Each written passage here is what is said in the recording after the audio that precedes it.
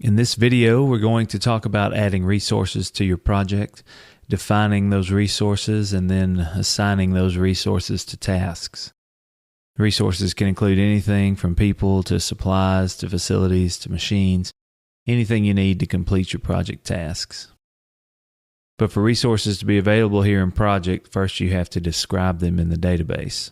To see what's in the database, go to the View tab, and then in the Resources View group, click on Resource Sheet. And you'll see in here there's nothing here. It's a blank sheet. So go down to the resource name area and click in a blank row. And I'm going to type in a resource name. Let's type in Bruce. And then update these initials. They auto-populate, but I'll update them to something a little more than what's there.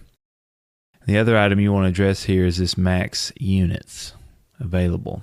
The max units is the availability of the resource for project work. So if it's at 100% availability, that means Bruce is available for 8 hours a day to work on a project. And often your resources aren't available 100% of the time, especially people resources for projects. So this can be adjusted up and down, and we'll just make Bruce available for 75% for example purposes.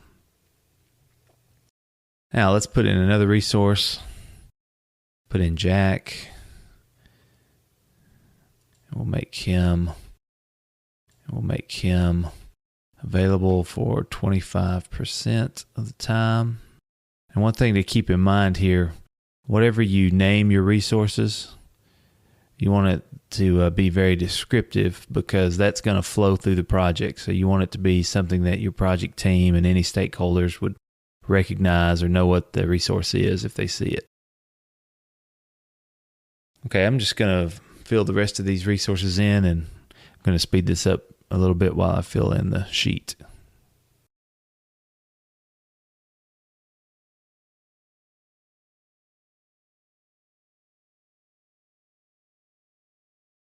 Okay, now we've got all of our resources defined. The next thing we want to do is look at the resource calendar. Resource calendars are used to block the non-working days at a resource-specific level. So you might want to assign a resource a vacation day or some time they won't be available for project work. And the resource calendar also inherits all the non-working times that you've already set up in your project calendar when you were setting up the project schedule. So let's look at a resource calendar. And to do that, you have to go up to the View tab and click the resource sheet if you're not there already. And then whichever resource you want to work on the calendar for, just go and double click the name of that resource. And that brings up this information dialog box. And then you want to check right here and make sure that you're on the right resource name. And then come right down here to change working time. Now here's the calendar, and we're starting our project in December. So let's scroll on over to March, and let's say Bruce is going to take a vacation starting on the 12th of March. So we can go down here and name and just type in vacation. And let's say he's going to finish up on the 16th. Okay, and you'll notice when we click off of this, now the calendar has updated. It's gone dark for all those non-working times for Bruce, for the resource Bruce. Okay, so just go down here and click OK, and then OK again. And now you can't see anything that's changed out here on the resource sheet, but we can double click on Bruce again and confirm that those times took. So we can just scroll back down to March, and you can see that the times are here. Okay, so now after you've assigned non-working times to all your resources, you want to actually assign those resources to tasks on the project. And you can allocate any number of these resources to a task you want, and Project will automatically assign activity and resource information in the background to the project as you do that. So let's assign a resource. First thing is to come up to the Task tab, and then look in the view group, make sure you're in Gantt chart. Now go down to the start column here, and let's right click and insert a column. You can scroll down through this list and choose, or you can just type work and hit enter. And now you'll see we've got a column that's been inserted with work hours. But of course they're all zeros because we haven't assigned any resources yet to the project. So let's go up to the View tab and then click the Details checkbox over here in Split View. And then set it to Task Form if it doesn't default there. And down here, right click in the task form and make sure Resources and Predecessors is chosen. And that's going to show you the resource assignment over here in the left hand side, and then over here in the right hand side it will show you the predecessor task. So let's assign a resource. Let's say we want to assign it down here to the electrical task. So click on electrical task and highlight it. And then come down under resource name and click. And you'll see a drop down with all the resources that you added to the database. Let's choose Bruce and then click over here in the units. And you can change this to specify the units for this task specifically, or leave it blank and it defaults to whatever you assign the resource in the resource sheet.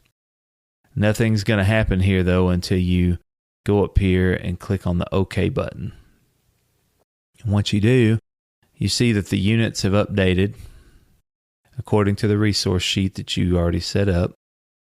And then a work amount has been calculated of 48 hours. And it also filled in up here in the Gantt chart. Now, how this calculation works is Bruce is assigned 75% of an 8-hour day. So 75% of 8 hours is 6 hours. And the duration, that was already determined when we set the durations for all the tasks up.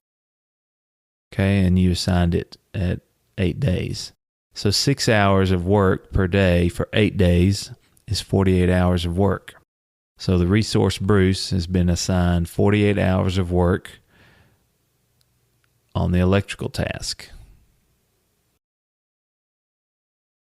Now I can come in here and add another resource. Let's add Jack and then click OK. And now you see the same calculation has happened. Jack is working 25% of an 8-hour day. So that's 2 hours a day for 8 days. 2 hours times 8 days is 16 hours.